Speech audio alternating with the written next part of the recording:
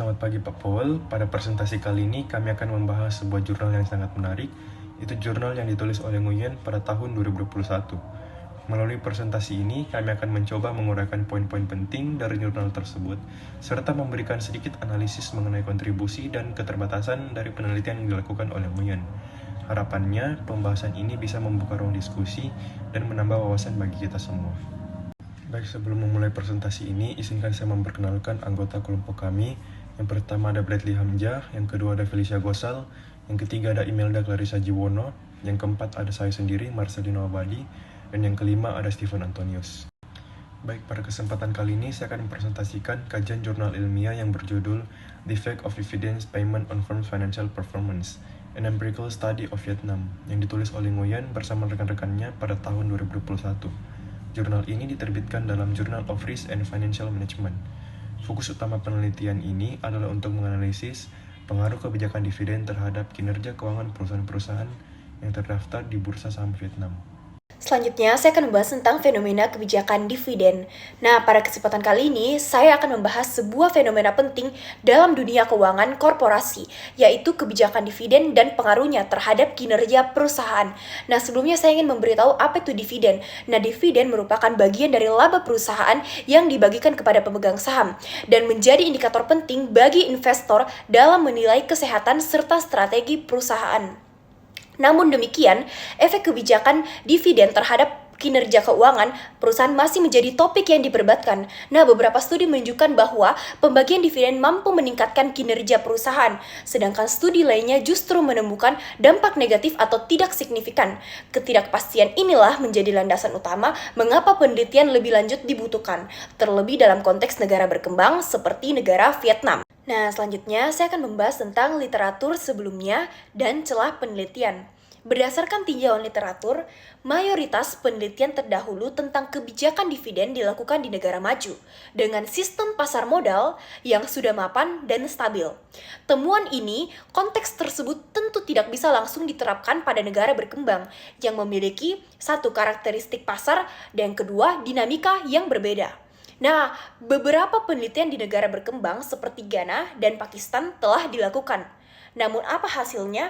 Menunjukkan inkonsistensi. Ketidakkonsistenan ini menimbulkan banyak pertanyaan penting. Salah satunya, apakah kebijakan dividen juga berpengaruh di negara berkembang, khususnya di kawasan Asia Tenggara seperti negara Vietnam? Selanjutnya, kebaruan dan kontribusi penelitian. Nah, penelitian ini menghadirkan kebaruan dari dua sisi. Nah, yang pertama dari segi konteks geografis. Kami ini berfokus pada Vietnam yang merupakan salah satu negara berkembang dengan pertumbuhan ekonomi yang pesat. Nah, yang kedua dari segi metodologi. Nah, studi ini menguji pengaruh kebijakan dividen terhadap 3 indikator kinerja keuangan. Nah, yaitu Return on Assets (ROA), Return on Equity (ROE), dan Tobin Skew. Pendekatan ini memberikan gambaran menyeluruh karena mencakup baik perspektif akuntansi (ROA dan ROE) maupun perspektif pasar Tobin Skew. Nah, dengan demikian diharapkan hasil penelitian ini tidak hanya memperkaya literatur akademik, tetapi juga memberikan panduan praktis bagi perusahaan dan investor di negara-negara berkembang.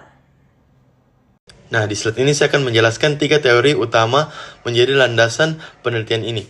Yang pertama-tama, signaling teori, yang menjelaskan bahwa dividen digunakan manajemen sebagai sinyal keuangan perusahaan kepada investor.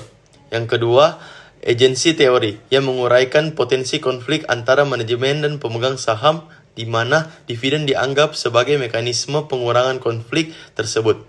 Ketiga, pecking order teori, yang menyatakan bahwa perusahaan cenderung memilih pendanaan internal terlebih dahulu sebelum menempuh opsi eksternal seperti pembagian dividen.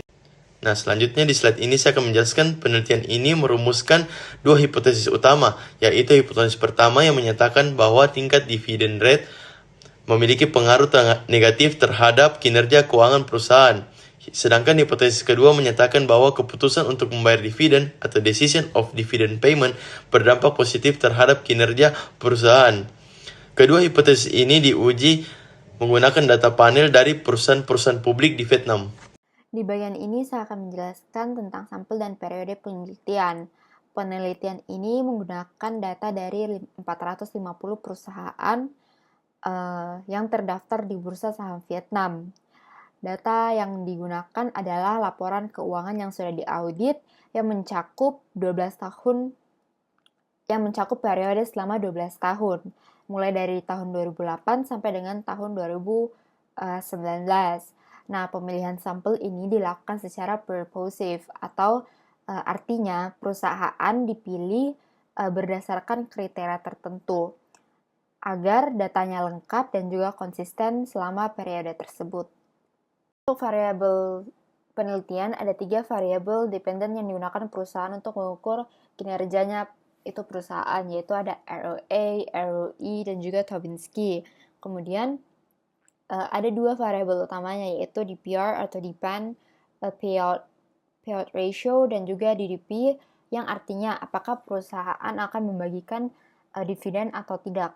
Kemudian ada juga ditambahkan untuk variabel penelitian kontrol, yaitu ada size atau ukuran perusahaan, ada growth atau pertumbuhan perusahaan, dan leverage, yang artinya rasio utang terhadap aset.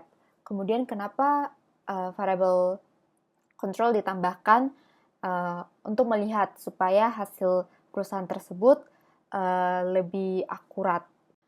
Penelitian ini dilakukan di Vietnam dan data dianalisis menggunakan metode regresi panel atau lebih tepatnya Fixed Effect Model atau FEM. Nah, kenapa FEM ini dipilih karena berdasarkan F-test dan juga Hausman test, FEM ini yang paling cocok untuk digunakan.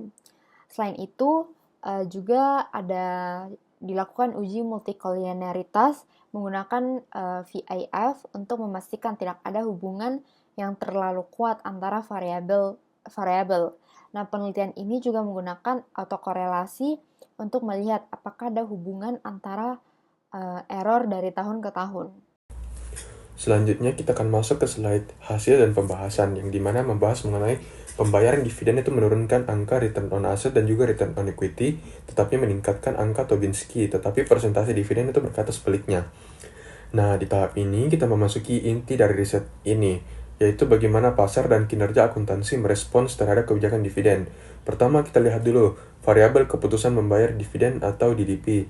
Hasil regresi menunjukkan bahwa DDP itu berdampak negatif secara signifikan terhadap return on asset dan return on equity, yang dimana return on asset itu adalah indikator yang digunakan oleh perusahaan untuk mengukur apakah aset dalam perusahaan itu sudah cukup bagus untuk digunakan untuk mendapatkan return di masa depan, seberapa efisien aset tersebut.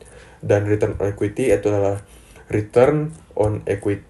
adalah bagaimana perusahaan memanfaatkan setiap rupiah modal pemegang saham yang nantinya akan dijadikan keuntungan yang akan dibagikan dalam bentuk dividen atau kenaikan harga saham kepada investor.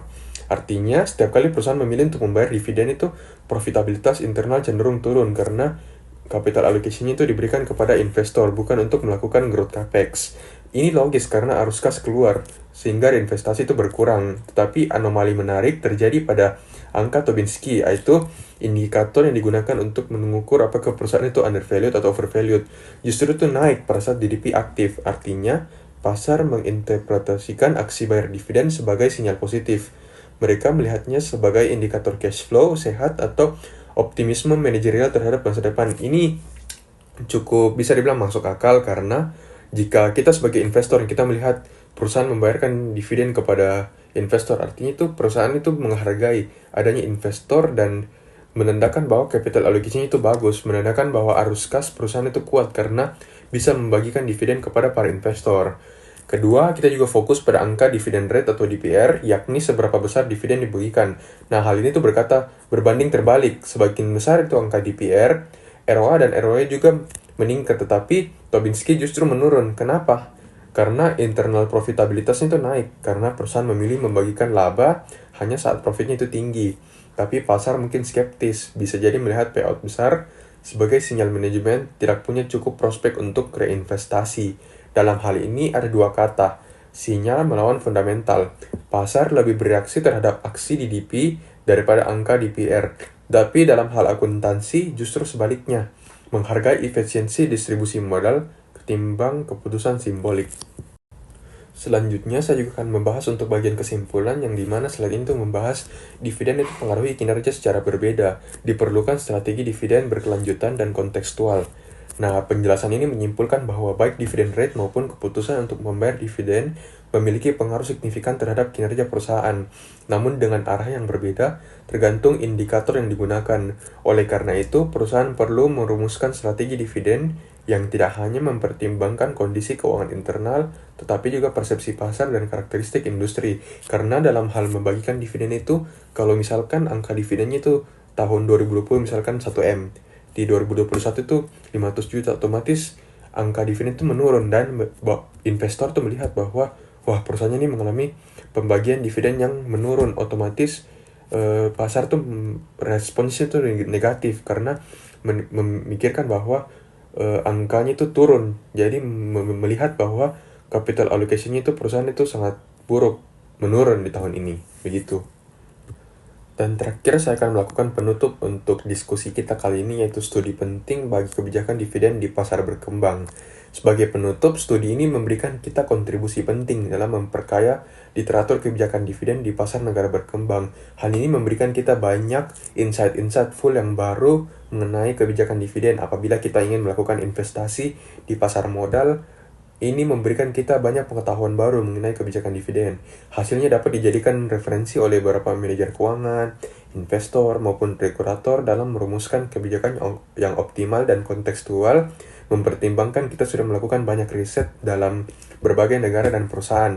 Sekali lagi saya ucapkan terima kasih atas perhatian dosen saya, Pak Pawalgian Hartono, selaku dosen Financial Management kelas saya, dan waktunya untuk sudah menonton video ini dengan baik. Dan saya ingin mengucapkan terima kasih dan mohon maaf apabila terdapat kesalahan kata. Sekian dari presentasi kelompok kami. Terima kasih.